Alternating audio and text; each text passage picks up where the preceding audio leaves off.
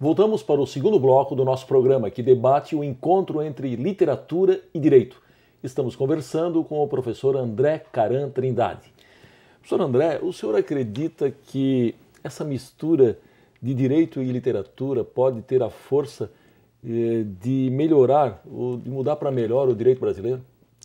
Acho que isso não é uma especificidade, Vanderlei, do direito brasileiro, embora a gente continue atrasado em muitos aspectos.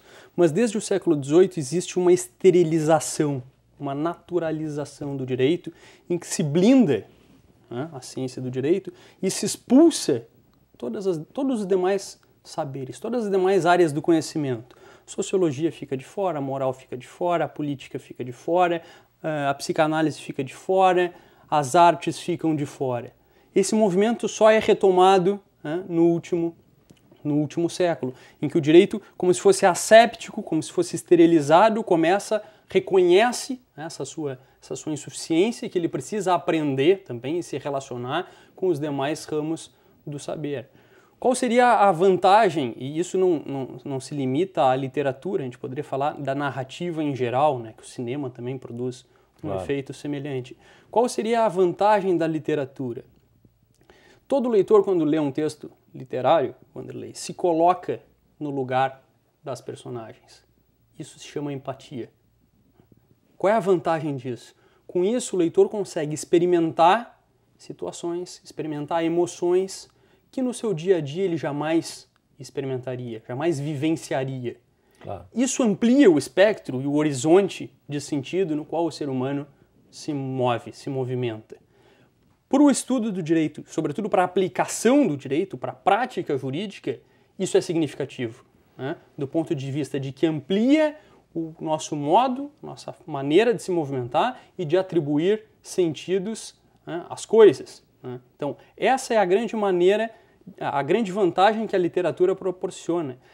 Fazer com que o operador, entre aspas, essa é uma expressão, né, que não é a mais adequada, o operador jurídico, né, fazer com que o ator jurídico experimente de um modo seguro, né, emoções com as quais ele não teria contato. Se isso vai significar uma aplicação, uma prática jurisdicional melhor ou pior, essa é uma segunda questão. Mas pelo menos bota para pensar. Mas que isso faz com que reflita e que se repensem as instituições, os fenômenos, as práticas, os hábitos, os costumes, sobre isso não se tem dúvida. Então, essa é uma grande questão que é bastante importante.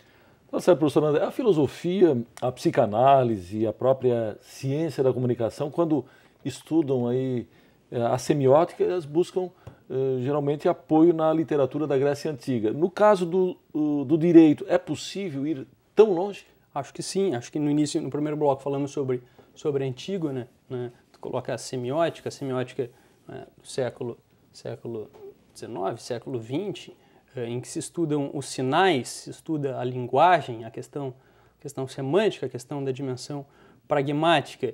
De todo modo, é comum, né, se brinca que nada escapou aos gregos, né? Os gregos falaram sobre tudo, especialmente em suas tragédias. Eu dei o exemplo de Antígona, mas podia dar o exemplo de Édipo Rei, por exemplo, que também é tão rico quanto outras tragédias. A gente poderia falar Aristófanes, um autor que escreve uma peça que chama As Vespas, que também tem uma porção de problemas relativos à justiça que nos interessam ainda no século XXI. Claro. Bom, vamos conversar então sobre alguns exemplos.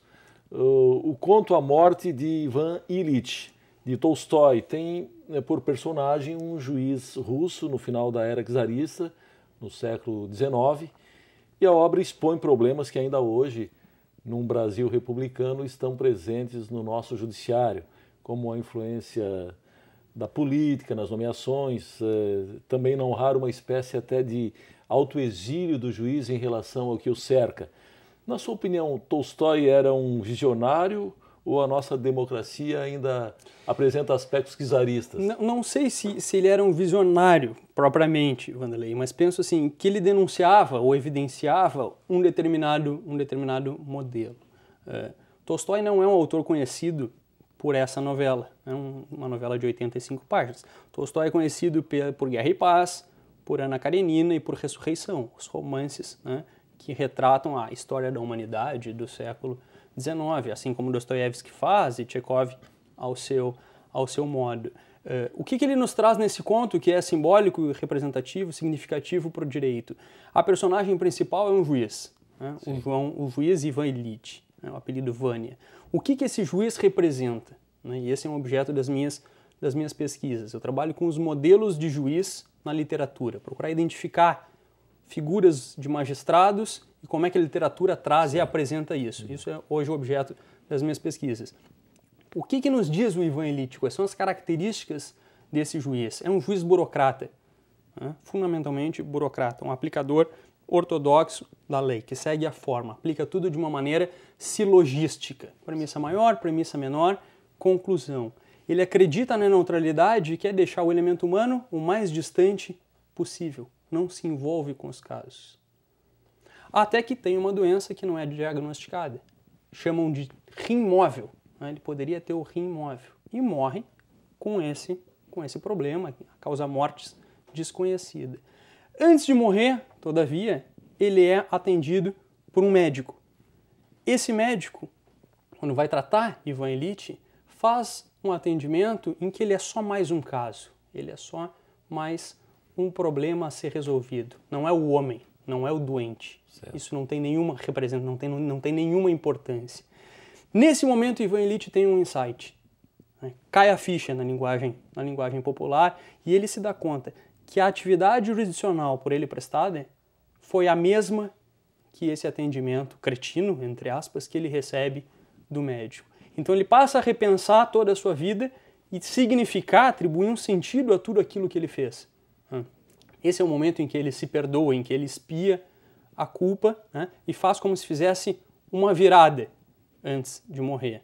Eu brincava na exposição essa do evento que seria um requiem a Ivan Ilitch, no sentido de que depois que ele faz esse movimento, né, a gente poderia fazer uma homenagem, um tributo a essa virada, em que ele abandona uma maneira formalista e reconhece, né, que ele tem que lidar, que ele tem que se envolver, que as questões do mundo prático, do mundo da vida, que o elemento humano são essenciais.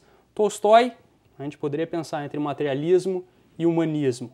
Tolstói, no fundo, está fazendo uma crítica ao materialismo, e a própria morte é a desmaterialização, né, em defesa do humanismo que ele defendia, que ele sustentava. Muito bem, professor, nós precisamos chamar mais um rápido intervalo, nós voltamos em seguida, é só um instante.